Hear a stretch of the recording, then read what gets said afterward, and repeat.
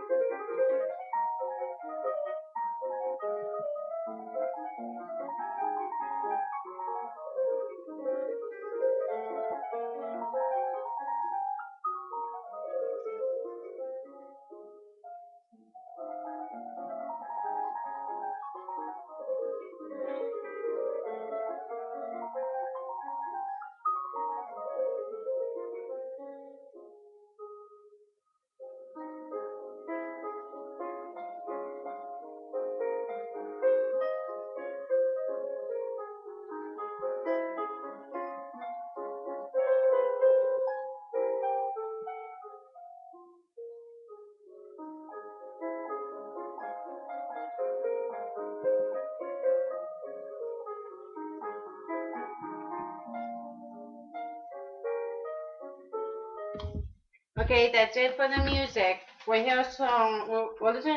will listen to some more music a little bit later on, okay? But now we're going to read some more of the book, okay? We're up, we're reading the last chapter. We're up to the last chapter, chapter 8. 8. 1, 2, 3, 4, 5, 6, 7, 8.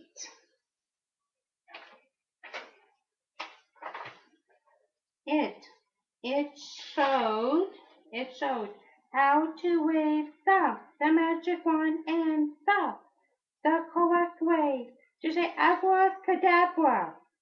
Paddington stood up, clutching the book in one paw and waved the wand several times through the air.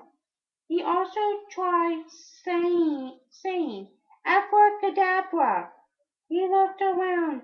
Nothing seemed to have changed, and he was just about to try again when his eyes nearly popped out of his head. The jar of marmalade which he'd placed on the magic table only a few minutes before had disappeared. He saw totally through the book. There was nothing about making marmalade disappear, or still there was nothing about making it come back again either. Paddington decided it must be a very powerful spell to make a whole pot vanish into thin air. He was about to rush outside and tell the others when he thought better of it. It might be a good trick to do in the evening, especially if he could persuade Miss Bird to give him another jar. He went out into the kitchen and waved his wand a few times in Miss Bird's direction just to make sure.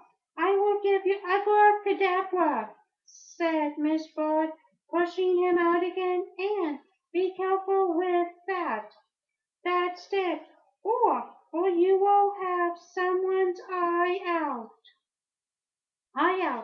Paddington returned to the drawing room and tried saying his spell backwards. Nothing happened, so he started reading the next chapter of the instruction book, which was called The Mystery of the Disappearing Egg.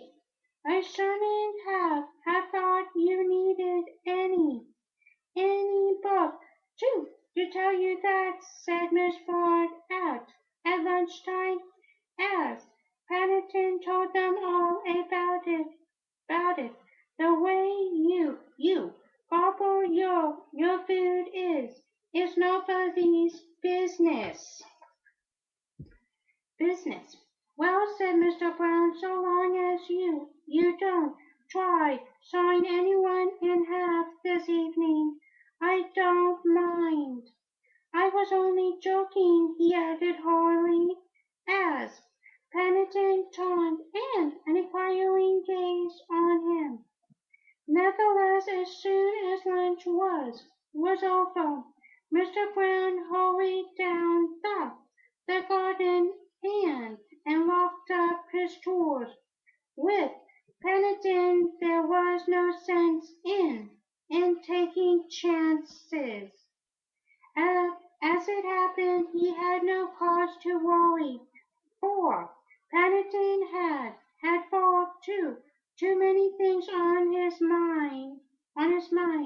What with one thing and another, the whole family were there for tea as well as Mr. Cooper. Several other people came along too, including the Brown's next door neighbor, Mr. Corey. The last named was a most unwelcome visitor. Just because there's a free tea, said Miss Ford. I think it's disgusting taking the crumbs off a young bear's plate like that. He's not even been invited.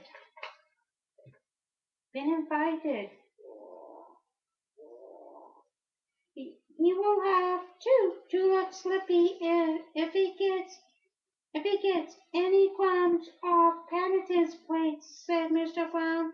All the same, it is a bit thick after all the things he said in the, the past and not even bothering to wish him many happy returns.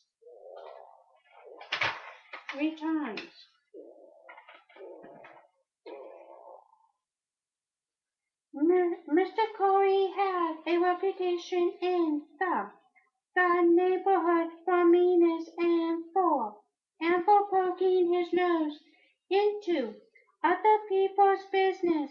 He he was all he was also very bad tempered and was always complaining about the least little thing which met with his disapproval. In the past, that had often included Paddington, which was why the Browns had not invited him to the party. But even Mr. Corey had no cause to complain about the tea, from the huge birthday cake down to the last marmalade sandwich. Everyone voted it was the best tea they had ever had.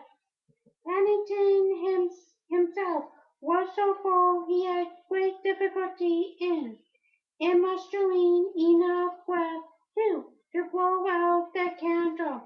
But at last he managed it without singing his whiskers. And, and everyone, including Mr. Corey, applauded and wished him a happy birthday. And now, said Mr. Brown, when the noise had died down, if you will all move your seats back, I think Paddington has a surprise for us. For us.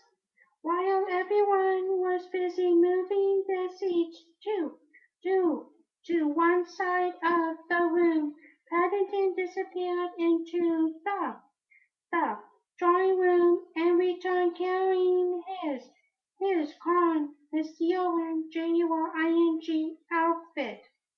There was a short delay while he erected his magic table and adjusted the mystery box, but soon all was ready.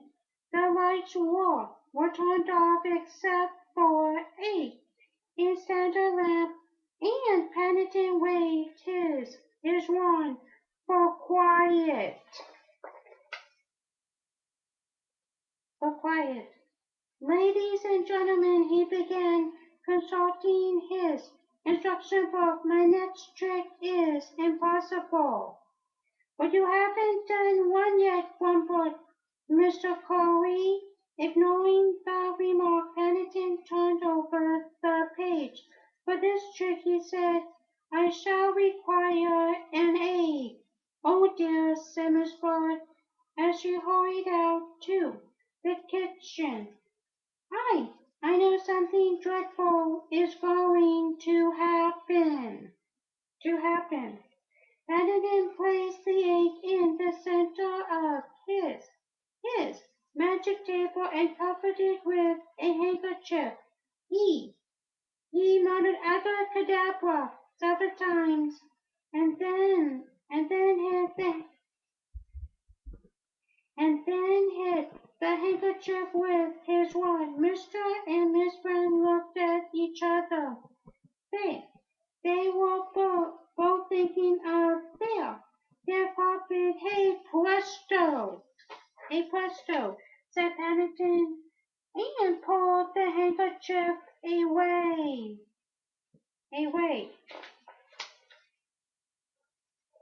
That's all I'm going to read for now, Soraya. Okay?